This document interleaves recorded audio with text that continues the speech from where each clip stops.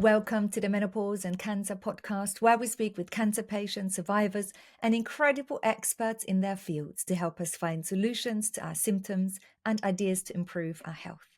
My name is Dani Binnington, and today we're going to be talking to one person who is both the expert and the patient.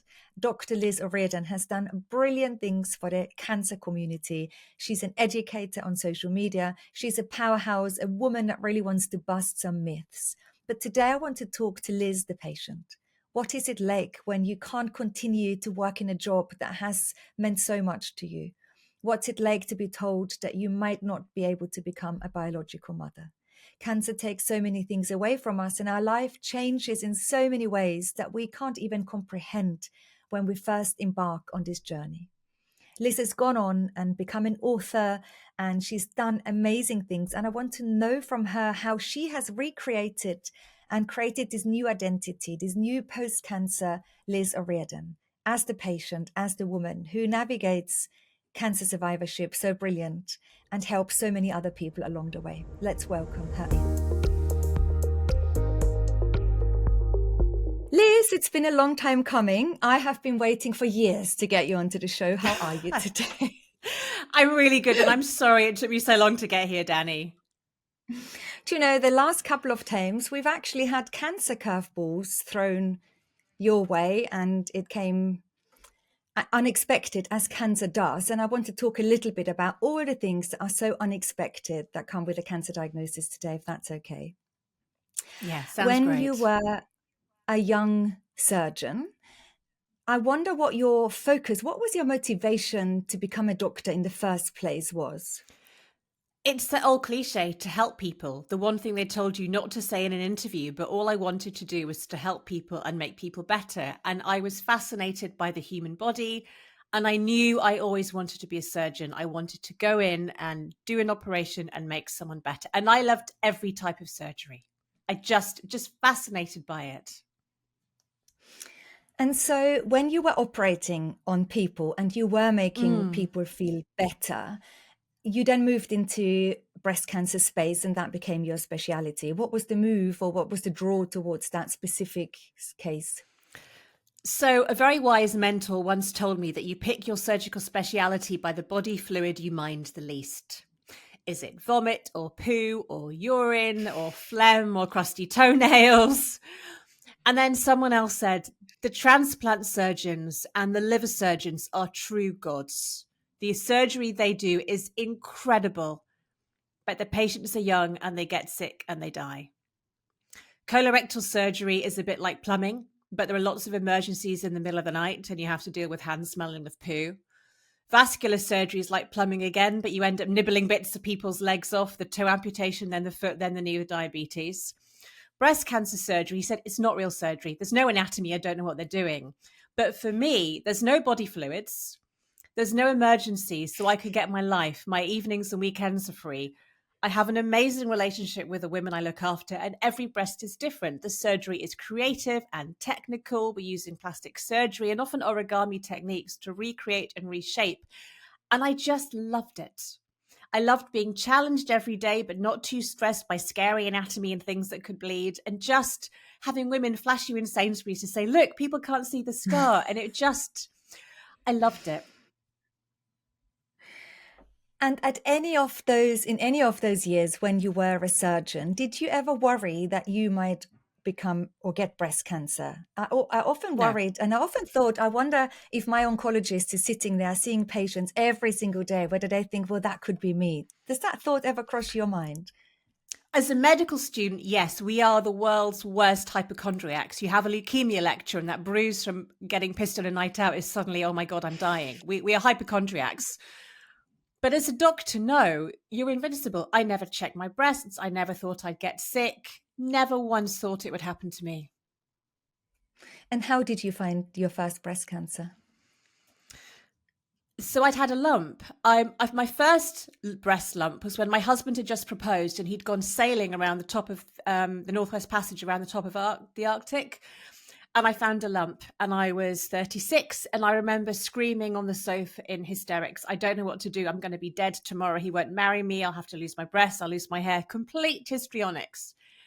And I got seen in the clinic and it was just a cyst. And I had breasts full of cysts, very common for women in their 30s. And I'd had another couple when I was 39 and I noticed another round lump in my cleavage. I just got out of the shower and I saw it one day. I thought, it's another cyst.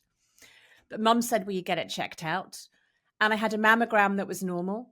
And I had an ultrasound and that showed a 2.5 centimetre cancer. And I didn't need to wait for the biopsy. My surgeon came in, who was a mentor and a friend. She trained me. And whilst they were drawing up the anaesthetic for the biopsy, she said, who do you want to treat you? Because I'm not sure I can. And I think whereas most patients are drip fed information. You have a biopsy, you get the results. You have surgery, you get the results. In that split second, I knew I'm 40, I'm young, I'll need chemo, I'll need a mastectomy. I've got a good idea what my survival is going to be like. I can't unknow the knowledge I had professionally. And that was really hard. And did she treat you, your mentor and friend? Yes. And colleague? Yeah. It's really hard when you know almost everyone in your speciality. And there are people I wouldn't go to for a variety of reasons. I don't like them. We just don't get on. They're too far away. Do you pick a surgeon by the pictures they put up at conferences or their flashy website? Or do you go for their bedside manner? Or do you go for someone in the Marsden or the Christie? Because those are centres of excellence, but that doesn't mean the doctors in them are. I stuck with her because I knew her. I trusted her. She was close to home. If I had a complication, I could see her easily. And it meant that my husband, who was a surgeon in the same hospital, could come and see me in clinics, could come to appointments, he would get the support. But she said, I can't be your friend. And I remember I bumped into her in the coffee shop getting a drink on the way back from a clinic, and she blanked me because she had to, because I'm not a friend. And it was like, this is going to be really hard for both of us. I bet that was really hard. At that point, I know you had the complications of knowing so much, Yeah. but do you feel you embarked this whole post-cancer treatment and then survivorship like any other cancer patient? And by now you've met so many other cancer patients, and that is kind of like knowing what to expect, but also not knowing. Like we kind of all expect we might lose our hair throughout chemotherapy, but there are so many other things that you never expect are going to happen to you, or how you might feel, or how you might handle situations. Yeah. Did you also just stumble into it like the rest of us? Hey, thanks for watching this episode. 73% of people who watch my podcast haven't yet clicked the subscribe button, and 11% haven't hit the button to turn on notifications. I want these conversations to reach as many women as possible who might need to hear them. So if you've ever enjoyed listening to this podcast, please hit subscribe now. Yes, I did. I think everybody's journey is unique. And I'm very aware of what I do now that I can't speak for every cancer patient. And I try to take in the opinions of everybody because we are all very, very different. I bought 10 books written by breast cancer patients. And there weren't many at the time. This is almost 10 years ago, because I was desperate to find out what was it like to have chemo. And Trish Greenhouse, I wrote my book with, she bought another 10 books. It's why we came together, because we were shocked at how much misinformation was out there. I was Googling in the middle of the night, reading metastatic cancer blogs, scaring myself sick. I was almost excited to have chemo to see what it would be like, and then terrified to see how bad it would be. And no one knows what it's going to be like. And you can read every blog under the sun, but until you go through it, you don't know. How do you make a decision about whether to have a mastectomy? Because I'm an oncoplastic surgeon. I do reconstruction. If I don't have a reconstruction, what will my patients think? And am I meant to be the perfect doctor patient going through it? You can't prepare for it. And there is no right or wrong. And everyone just stumbles through in their own way. And I think it's really important that you don't compare yourself to anybody else's experience. And I didn't meet another patient in the flesh. I was in a side room for my implant reconstruction. I was the youngest person in the chemo room by years. I didn't meet anyone else during radiotherapy. So I had no one to say, is it normal? How much constipation is normal? Or should you get this pain? Or how do you cope with the hot flushes? That was when Twitter, or X as it now is, was a huge lifeline for me, just to reach other patients. And throughout all of this time of your active cancer treatment, were you thinking, I'm going to have a bit of time out from work and then I will return back to my pre-cancer life, like many of us do? We think this is a blip and it might take 9 months or a year or 18 months or however long we might think the treatment is going to take. And then I slot back slowly into my old life. Was that your sort of thinking as well? I really wasn't sure because I became a consultant breast surgeon in 2013. I was diagnosed in 2015, but in those 2 years, I'd had 6 months off with suicidal depression. The stress of telling 10 women a day they've got breast cancer, dealing with all that emotion was just draining me. But I didn't know what else I could do because I've trained for 20 years. And then I get the one illness I've become an expert in. And I had the full 9 months of treatment, and it took me 6 months to think about going back to work. And I wanted to go back. A lot of people thought, are you going to be a better doctor? And I think I was a damn good doctor beforehand, but I was aware of little things like the words we use breaking bad news, how much information patients need about sex and diet and exercise and intimacy that I don't have time to tell them, but other people can. But I went back to work for 6 months at another local hospital so they could shadow me and say, am I safe to treat patients again?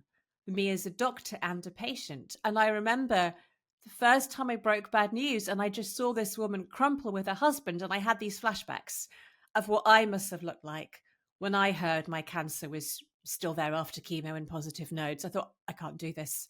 I can't tell them. She's younger than me. She's got Mets. I can't do this. And then I unfortunately had post-mastectomy pain syndrome, really, really sore.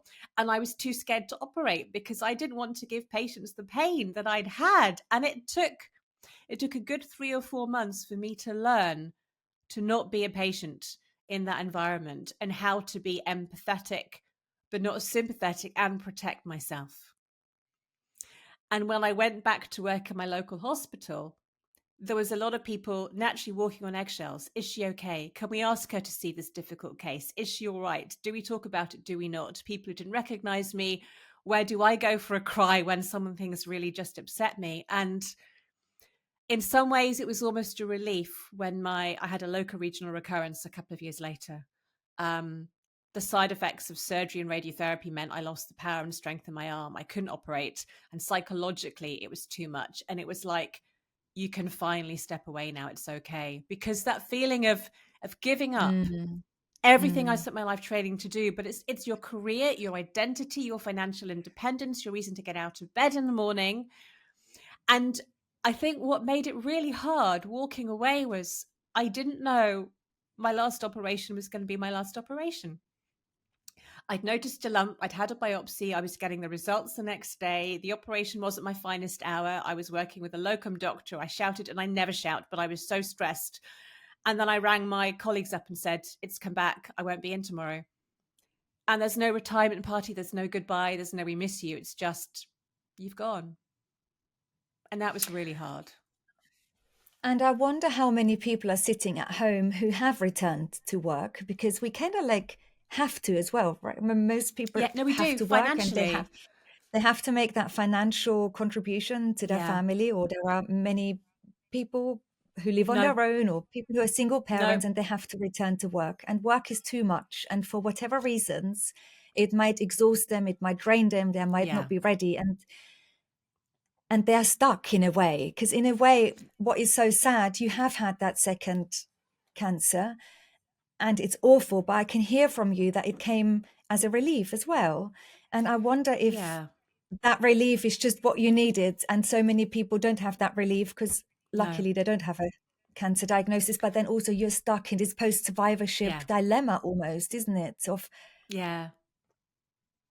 I mean, I was lucky. We could afford to lose my salary. My husband and I don't have children. He's a consultant surgeon. I was very lucky. But I discovered an amazing social enterprise called Working with Cancer, because I didn't realize that if you've had cancer, you are legally disabled for life. And your boss cannot sack you. They cannot fire you. They have to make reasonable adjustments. They cannot give you a 3-week phased return to full-time work. They have to legally do this. And I recommend them to anyone. Have you had Barbara on the show? She was amazing. She's amazing. So for anyone, go and check out Working with Cancer. There are things you can do. You have legal rights, so you can't be sacked. You can go back to work part-time. There are ways of making it work, but it's damn hard, because when I went back, I'd been off for 18 months. And the most important thing I had to concentrate on was, what am I going to eat today? And suddenly there's a woman's life responsible. My hands could kill her. It's like, I can't think. I can't remember 5 things at once anymore. My brain doesn't work like that. I've got chemo fog. It was really, really hard learning to cope with the menopause, the stress, the mental depression, the anxiety, everything that goes along at work when you're meant to be competent at your job. And I think we really need to do more to raise awareness. You and I could both be dying from metastatic cancer now, but nobody would know. But we look great, so we're fine. You think of cancer as being the women in the hospice in TV shows and films. And I think it's getting that reality out there. Just because I look great doesn't mean I'm not struggling and I need more time. But for a lot of people, work is their time when they don't have cancer. For me, it's exercise. When I'm at work, I'm not a cancer patient. I'm just Jenny or Sarah, and I can get on and do my job and feel normal again, and that there is a future when treatment ends. But I guess going back to what you're saying, I think a lot of people are unhappy, but they're too scared to make that push to change career or make a massive life change. And all too often, it is a really serious illness that makes people do it. And I am glad I got out when I was 43 and discovered how imbalanced my life was, and there was far more to it than being a surgeon, than having carried on for the next 20 years, getting more and more and more depressed and angry, I guess. So we're sort of looking back to 2015, 2017, when you had your second operation. Then that is a time where no one really spoke about the menopause. It wasn't very much talked about in the media. We didn't really have that awareness that we have had in the years that followed. I'm assuming your cancer treatment has made you menopausal at one point. Yes. How was that transition for you? How much did you prepare for it? How much did you know because you were the expert? I'm embarrassed to say this, Dani. I wasn't an expert. I knew the menopause from my mum, who would go shopping every day to go into the freezer aisle of the local co-op to cool down. And she had some migraines, but a lot of it was hidden and not talked about. I used to tell women that you might get some vaginal dryness and some hot flushes. They generally go away in 6 months, because that's all I'd heard my own trainers tell me. We had an amazing GP who looked after the menopause symptoms. I didn't know. It wasn't my job to deal with it or to treat it. And then I was thrown into an instant menopause during chemotherapy. I remember describing it like a reverse orgasm and the guy behind me in the chair laughing out loud. You feel it rising up your body, but you don't want it. And I thought I'd wet myself in bed when I had my first night sweat, thinking, what has happened? My poor husband. And I couldn't believe that I had no idea what was happening to me or how to help it. And it was Richard Simcock, who's now works at Macmillan UK, an incredible breast oncologist, who said, Liz, oncologist even, don't you know there's a whole load of drugs you can have to treat the menopausal symptoms because you can't have HRT? I said, no, how did I not know this? And you suddenly realize it's fine to say you can't have HRT for these reasons, but can someone tell me how to cope? Thankfully, things are changing with the work that people like you are doing. There are so many options out there to help people cope. And we are slowly getting breast care, healthcare professionals to tell women, you're going to be on these treatments, but these are things you can take. With the menopause conversation, and that is for healthy women, that is also for women with a history of cancer or for other subgroups, early menopause, the language is very much about a loss, isn't it? It's the loss of libido. It's the lack of sex drive. You're losing the vitality in your skin. You're losing your mojo. There's a lot of loss in the language. And it's important to talk about that, because I also feel I have lost a lot. But a huge part is the loss of your fertility. And at what point for you as a woman were you in your early 40s then, or how old were you? Did you actually realize that loss of fertility, that is my reality now?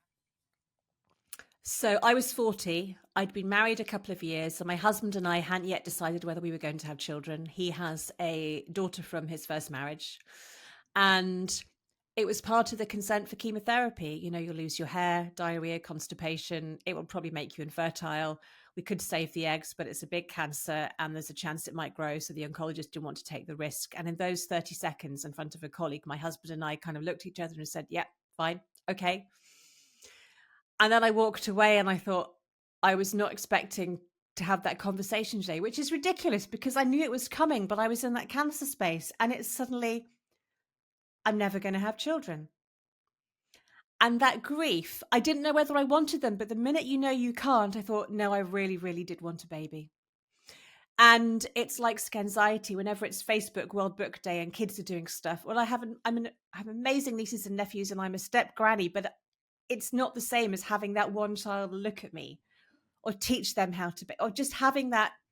And I still miss it now. And I know there are a lot of women who are made infertile with chemotherapy, and we are getting better at freezing eggs and helping. But that grief, I did not expect to hit me so hard. No, I kind of feel in a very short period of time, you're talking a couple of years, you've lost the ability to become a birth mother. You have lost the ability to go back to a job that's given you your identity. And so that is, in terms of like, if you look at your identities of hierarchy, that's a lot of identities knocked off your plate within And a also, year or two. I've lost my breast, I lost my ovaries, I lost my hair, my ability to flirt. Everything you do for someone transitioning to make them a woman, I've kind of lost. And the grief, I had no idea how much breast cancer impacted a woman's life completely.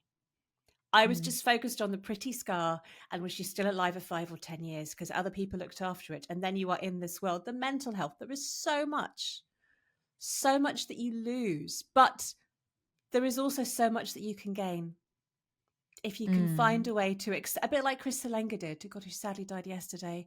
If you can accept this has happened to you and you can't change it, you can say, right, well, okay, I have got the rest of my life to live. And what am I going to do with it? Because I can't change what's happened. And it takes time to get there. But I think if you can get into that positive, accepting headspace, and it's like grief, it takes time, then you really can do anything. And at what point have you decided to create your new sort of persona or identity? Because that takes time, right? And you have decided. So when I hear your videos now, you say that you are the breast surgeon that has breast cancer twice. So you've decided to move back into the space. You are the surgeon still at giving advice, although you don't practice it. So was that a decision or did that just happen? It all happened organically. So I used to tweet a lot before Instagram really existed, but I tweeted under my married name because I worked under my maiden name, and I didn't really tweet about breast surgery. It was triathlons and baking and sewing. And I thought, I can't keep my breast cancer a secret. People will recognize me bald. I didn't want people talking about me behind my back. So I asked my husband, I feel I want to tell Twitter what's going on. I can't not talk about this for 9 months. And he said yes. So we pressed the button to send the tweet the same day. And that changed my life. One of the best things I've ever done, because I was flooded with information and support from other breast cancer patients all over the world. People like Kate Granger, who had sarcoma behind the Hello, My Name Is campaign. Doctors who were having chemo at the same time. Trish was having chemo on the same Friday. You talk about our piles and constipation. I found other people like me. I found a world of experts I could just tweet and ask for help. And by blogging and writing, it was therapy for me to get everything down on paper. But I realized I could write and explain things for the lay audience instead of my PhD. And that led to me being asked to do a couple of talks, which led to me doing a TEDx talk, which led to Trish and I doing the book. The video started because I wanted to write my memoir. There aren't many stories of female surgeons and what it's like to go through that training. And I wanted to talk about my depression. No, I'm not a doctor. I'm not scared of people coming up to me and my story. And publishers said, no one will read it. And you've only got 2,000 followers on Instagram. And all you do is talk about sewing and hedgehogs. We can't market your book unless you have a profile. Oh, goodness, I don't have time for this. I'm writing a book. But in 6 months, I started doing videos to get myself the followers. And that led to YouTube, and that led to me explaining things. And that led to the podcast and more books. It's another way for me to help people. And I can help far more people with a video than there may be 100 women I would treat every day. But it's exhausting and it's draining, and you volunteer your time for free to help people. And sometimes I wish I could just shut it all off forever. But I am a breast surgeon. I have had breast cancer. And if I can use that to help people whilst finding a way to protect myself, because I talk about breast cancer all day, every day. And sometimes I just need to be Liz. And it's hard finding where that boundary stops.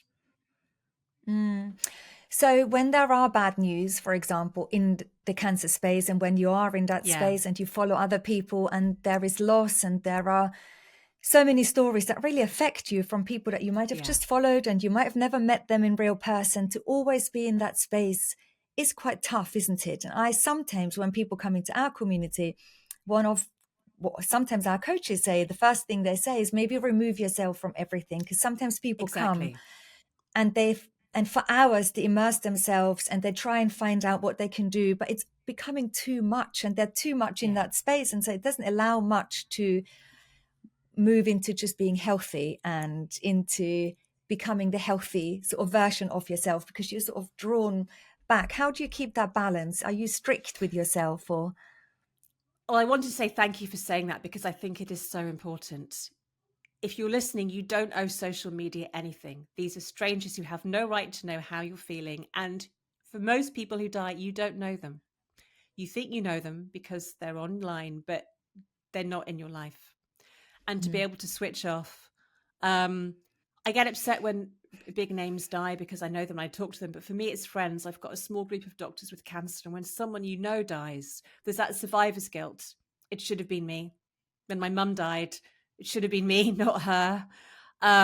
You get angry, you get cross, you think, am I going to be next? And I get into a really dark place, and I've learned just to switch off. Just take a break from social media. They'll be there when I come back, but I need to protect myself. And if I'm not, and it's the same when I've got, YouTube and Instagram and LinkedIn and Facebook and Twitter and all these channels to run, and then all my own stuff. If I'm not exercising or eating healthily or walking the dog or getting in the river for a swim, I can't help anybody. And it's realizing every couple of months just to step back, and I have to be selfish and look after myself first. And it's a hard lesson to learn, and I need to relearn it every couple of months. But social media I almost wish it didn't exist.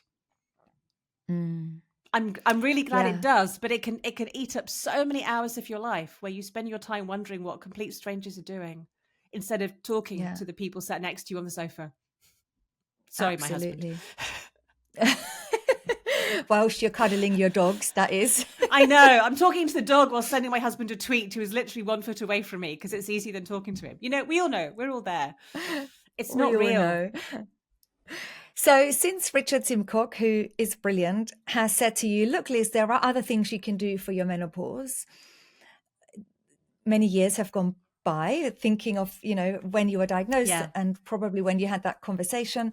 What are some of the key things that you have learned that you wish perhaps you had given some of your patients when you saw them? Are there some sort of key tips that you think, gosh, we all need to blimming know? It's infuriating that we don't. I think it's telling any woman who's put on hormonal blockers or having chemotherapies, they will experience a range of menopausal symptoms. Some of you will fly through, some of you will really struggle. There's a huge variation. So social media can be a bit like TripAdvisor. Not everybody is going to suffer really, really badly. The first thing to do is the boring thing of just routine exercise changes like sleeping well, exercising, a healthy diet. They can help with a lot of the factors and help reduce a lot of the stress that comes aside with breast cancer, because not every menopausal symptom may be due to the menopause. We have so much going on in our lives, and they all reduce the risk of recurrence by up to 30%. So that is a no-brainer. Also, there are complementary therapies that have been shown to help. Acupuncture, aromatherapy, hypnotherapy, talking therapies can also help, and many cancer centers offer them for free, and I've tried them and they did help. The next step is to say there are a large variety of drugs that you can try that have two effects. A lot of them are antidepressants, and people think they're being given them because their doctor thinks they're mad. It's not. They work in two ways, like a variety of epilepsy drugs and UTI drugs. They also help with the hot flushes and the night sweats. So actually, if you're struggling, I wish every GP was sent a list of things that they can prescribe to help with the hot flushes and the night sweats. So don't suffer in silence. The final thing is vaginal estrogen, which is safe for anyone with a ER-positive breast cancer, even if they're on an aromatase inhibitor. And even if doctors believe it's a tiny risk of recurrence, you should be able to say, it's my choice to take that risk of recurrence, because I can go out of here and smoke fags and drink alcohol, both of which are much more likely to cause cancer than a tiny, tiny bit of vaginal estrogen that is half the dose it was. And I'd love to see a place where anyone started on tamoxifen or aromatase inhibitors, their GP was sent a letter and they were telling them all of this.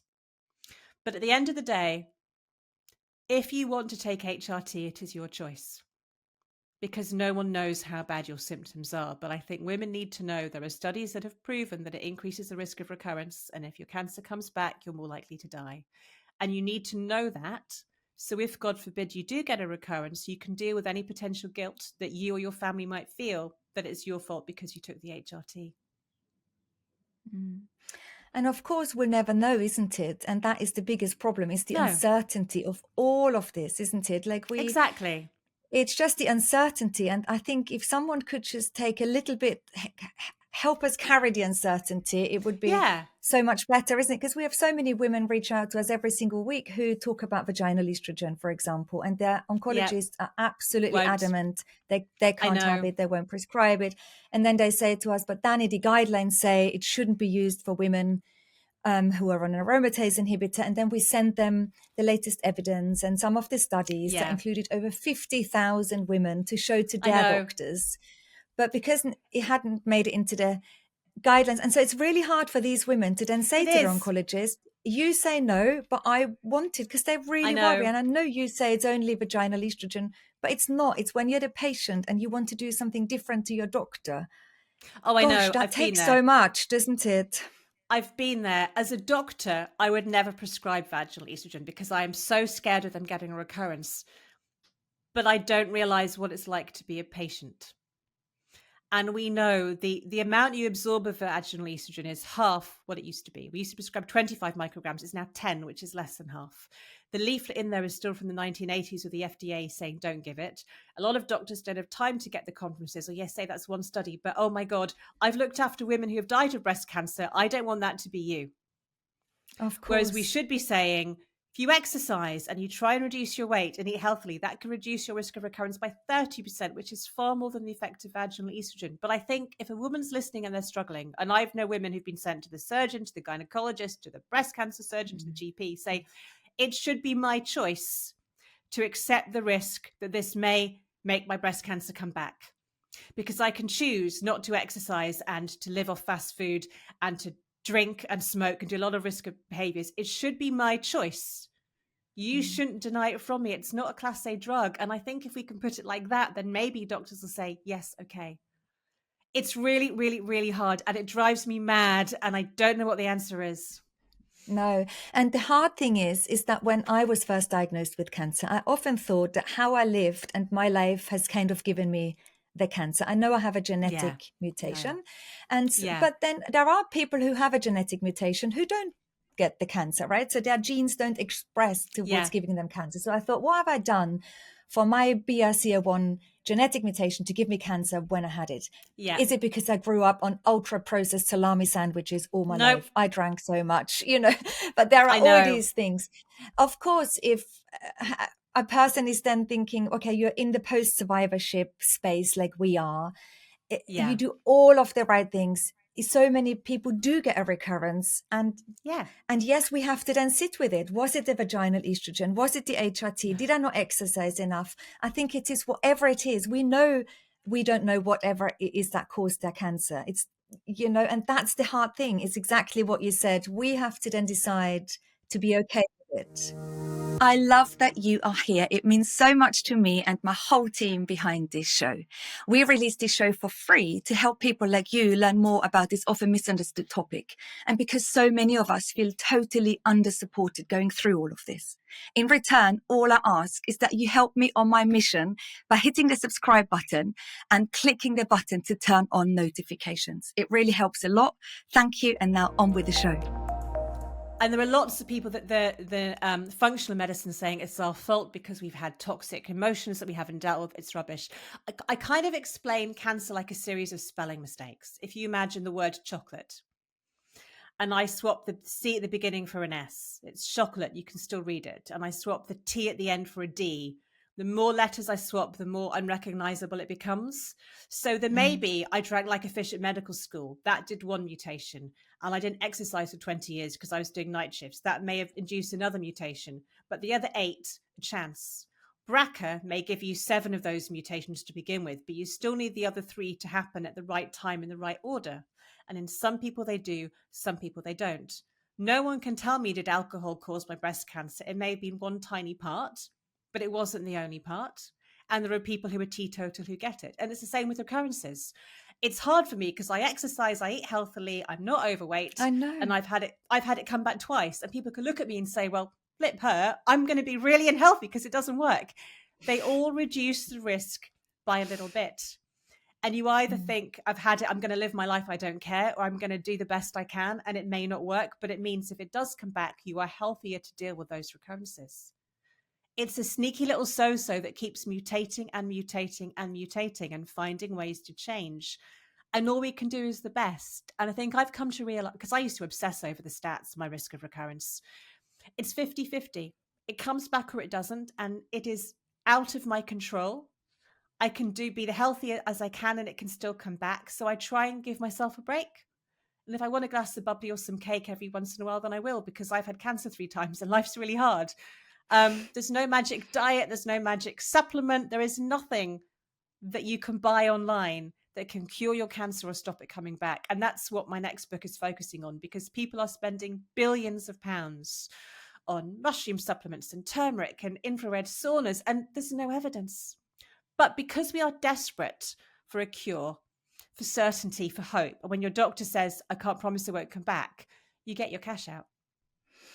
And really, it does come down to our history, that risk, isn't it? Because, and I have said that on the podcast before, we have all such different ways of managing our risks. We've all had different experiences. Your history with your mum is going to impact you as much as every woman on my dad's side of the family passed away from ovarian cancer. And so that made my choice to have my ovaries removed, when I did have them removed, quite easy. I thought, I don't know any other woman on my dad's side of the family who even turned 55. Of course, I'm going to let go of my ovaries. And I was lucky I had my children. So my decision making was very different to maybe someone who didn't have a very heavy family history of ovarian cancer, who maybe not have completed their family. And so we're all making these very individual decisions. And then we get to see our doctors who don't make individual decisions, because as doctors, all they can go by is the facts and the figures and the evidence and the statistics, isn't it? So it's quite black and white and numbers driven. And I think this is where it's so difficult to sort of find a good way. I wonder whether we all need to be taught how to communicate better, patients and doctors, because it's kind of like we're sort of talking, we're not finding each other. It's the one side is the rationale and the patient is the emotion. It has the emotion. And so I think we just need better ways of talking to one another, maybe. Yeah. And it's like, I didn't know anyone who'd had cancer. I was the first person in my network of family and friends to have it. So there was no other experience to go on. When my mum was diagnosed, I'd had it twice. And I know that I handled it badly, because I was telling her stuff she didn't want to know based on what I thought she would want to know. And that can really judge what you do. And we have to be very careful as doctors to make sure patients are making decisions for them, not their husbands or their brothers or their sisters. They may want you to have chemo, but this is you and your life, and you have to live with the side effects. What do you actually want? And all you can do is make a decision at the time. Now I would never have had a reconstruction. I'd have just gone flat, but I could not imagine not having a cleavage 9 years ago. What you want changes over time, and you can go back and think, what if? But that wasn't what you wanted then. It is fascinating, because we are such different people. Every year we change so much, don't we? As a person, I feel like I am this new person every single year. And I wake up and I think, gosh, I've learned so much. And just the other day, I had a Zoom meeting with 3 women. The first woman was in her 20s. The second person was in her late 50s, maybe I would say early 60s. And the third person, I think, is in her 40s.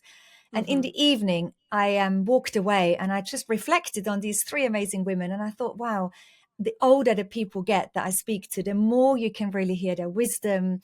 They have fallen, they have risen, they have tried, they got back on their feet, and it's amazing when they share. But as a society, we have such a sort of, we want to push that age away, but it comes with the most amount of wisdom, knowledge. It's such a privilege, isn't it, really? It is. To be sharing from age. We need to get rid of anti-aging products. Aging is a luxury. We may not age. We don't know what's going to happen in the future. And I think it should be, what's the word? We should be glad to be old. We shouldn't be embarrassed of what our skin looks like or what we wear. We should do what we like. This is what old women look like. We're meant to be wrinkly and have cellulite, and our breasts head south of winter, and our hair is grey, and our lipstick runs up to our nose because we're old. That's what happens, you know? Even if it wasn't the menopause, our bodies are going to get old. Our skin's not going to become as elastic. We should embrace this and say, this is normal. And then tell our kids to eat healthily and wear sunscreen and alcohol, so they won't need to rely on all this collagen stuff when they're 50 to undo the damage. Exactly. With the menopause phase, Yeah. because there is so much people can do and it's really not talked about quite enough, and women really wake up to it and think, gosh, how did that happen to me? How can I be here today and I've fallen into this? What do you think could happen within the healthcare system that could make a good, easy, quick change? Because I often think it's actually not that much that women need when they're navigating menopause after a cancer diagnosis. Is it a leaflet? Is it a brochure? Is it a, I don't know, more information as you're diagnosed? You know how we all process information really Yeah. differently. Some people want to know from day one, but for other people, they really don't want to know until they sort of cross that bridge. It's like, when do you tell a cancer patient that their breast cancer can come back? And these are the signs to look out for. I think when you are being given a treatment that can make you menopausal, you need to be told what the symptoms are and what help is available to treat them. And that may be, here's a leaflet, but there's also a website, or there's a forum or a group or an app, or because people like to watch and listen and read in different ways. So I think saying, you're having this treatment, this is going to make you menopausal for life, and you may feel some of these, and this is what we can do to help. And I think having that when every single person, and recognizing the side effects of tamoxifen are not just the side effects of tamoxifen. They are the side effects of tamoxifen for life that can ruin women's life. And they need to know there is help available. And I think not brushing it off, it's fine. I didn't give it a second thought. A, because I don't have time. It may not be the breast surgeons. It may be the breast care nurses. We need to educate GPs. I mean, they have a hard enough time working out how to treat the menopause normally, let alone what to do with breast cancer and ovarian cancer patients. I think getting that health education out there, and then reaching women through online forums like Your Space, different charities, to say there is help available. You can go and ask your doctor for this. You may need to educate your GP to say, I have found the list from the British Menopause Society saying I can have all of these drugs to help. Let me educate you. I think it's got to come in both ways. And I hope that will start to make a difference. And what do you hope for yourself as a patient and a doctor going forward, maybe for the next year? Otherwise, we're looking too far ahead. But is there anything you sort of, I often think I want just more space or more time, or I know you're writing your third book. Is that sort of your main focus? I've got to hand the book in by the end of May. I think I need more time to look after myself. I get so many requests and I want to help the world. I think I need to say, I forget I'm having cancer treatment for life. I get monthly bum injections. I'm on palbociclib for life. My cancer treatment is never going to stop. And it's realizing, Liz, you don't have the energy of a 20-year-old. You need to spend more time looking after you and actually choosing the projects that I know I can help the greatest number of people. But I would love to find a way to fund the podcast and get more women exercising.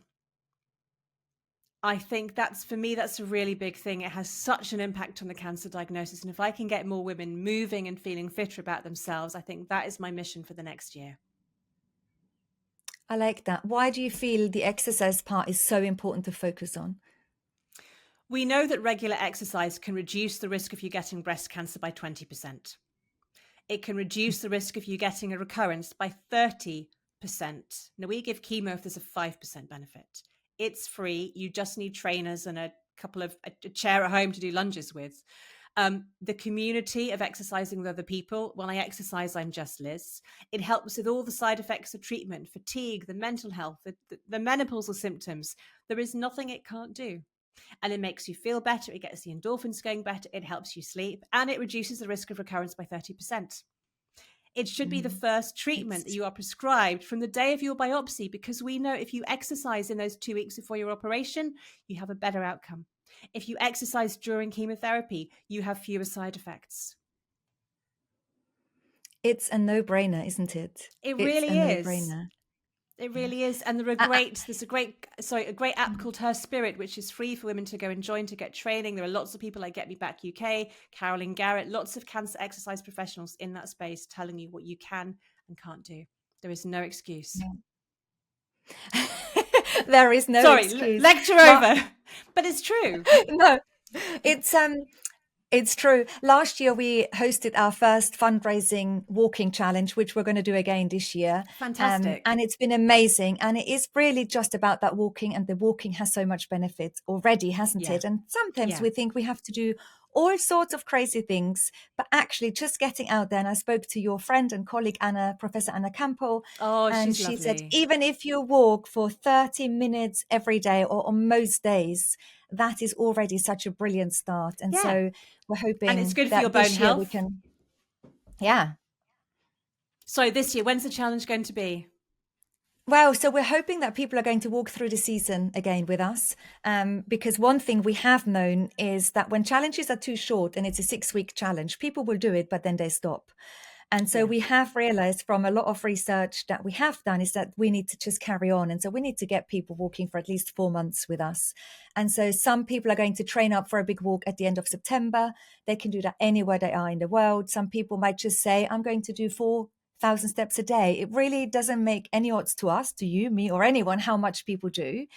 But we know just doing it is the hard bit, isn't it? Keeping the consistency going, holding yourself accountable, maybe hooking up with a friend, or it's quite cathartic. I quite like walking on my own. And sometimes when you're as part of a challenge or a group, it's just what you need to kick up the bottom, isn't it? Get you out of the house. And as you say, give you that half an hour in the day just to think, to focus, to dream. It can make a huge difference. So that is our walking challenge. And I just can't wait just to put my trainers on again, because me too, I have walked and loved it last year. And then I've sort of fallen off the wagon a little bit and hibernated in the winter. And so I quite like a challenge to keep me accountable. Do you walk where you are? I do. I have a Cocker Spaniel who needs a walk every day. And even when it's muddy and windy and snowy, I love going out with him and just seeing the birds and seeing his joy when he jumps into a river. So I love walking. And will you get into the river? I sometimes see you river swimming, don't I? I started wild swimming a couple of years ago. Mainly to find women to talk to in the day, because when you're in your mid-40s and don't have children, it's very hard to find friends. And I discovered an amazing group of women, and we swim in rivers and lakes all over Suffolk. We do midnight skinny dips and we do full moon swims. And I've just forgotten how lovely it is to be back in the water. Amazing. And have you got a challenge coming up? You might join us for the walking challenge. Anything else you've got coming up? Yes, I will be definitely signing up for the walking challenge. But if you want to get back in the water with Her Spirit and Zogs, we are doing a Swim for Her challenge in June. You pay £20 to enter, and all the money goes to breast cancer now. We're trying to raise £25,000 to fund research, and there's been some incredible stuff in the last couple of weeks.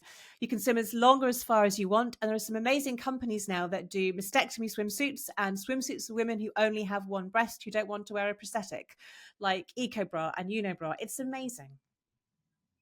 And can I link to that in the show notes, Liz, so that people know where to find yes. that? Yeah. And for the walking, can we also link to the Boost prostheses? Have you heard of those, Dani? No. What are they? I did a live with them yesterday. Boost are silicone prosthetics that are really, really light. They are waterproof. They are fantastic if you are walking or running or swimming and you don't want to wear a really heavy silicone prosthetic. These are just lightweight shells. They come in every color under the sun. And they are a game changer for people who want to exercise. Fantastic. We'll definitely link to that as well. Thank you for being the patient on today's conversation, and of course, letting us tap into your doctor brain as well, Liz. It's been wonderful that we finally managed, and I hope we can get you back on the show with your busy diary in a couple of years' time. Definitely. Thanks for having me, Dani. I have so enjoyed speaking to Dr. Liz O'Riordan and finding out more about her, the patient, because she gives so much information away every single day on social media to help empower and educate and bust some myths. But sometimes I do wonder who's the person behind it. As the breast cancer patient herself, I feel very grateful that Liz was so vulnerable with us today in sharing her struggles, her ups and downs with us on the show today. Of course, I'm going to link to everything that Liz mentioned in the show notes, including her book and her Instagram handle. For those that don't know her yet, go and follow along for some brilliant information. And for now, I hope that this conversation today was also a reminder for you to take a little moment out of your busy day. After you've listened to Liz explaining so beautifully about her own journey, think back a little bit, reflect. What's it meant for you? What were your biggest challenges, your biggest hurdles? Are you still feeling in the thick of it? Or do you feel cancer has become a little bit of a distant memory?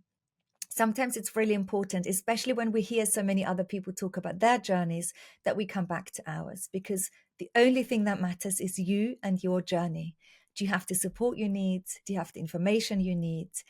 Do you want to be a bit more outspoken and talk to others and share your experience? Or are you happy with where you're at? What's most important for me is that when you tune into our conversations, you learn something for yourself and that you implement something into your daily life. And perhaps today that is the reminder just to take a moment and reflect and to really understand where are you at right now.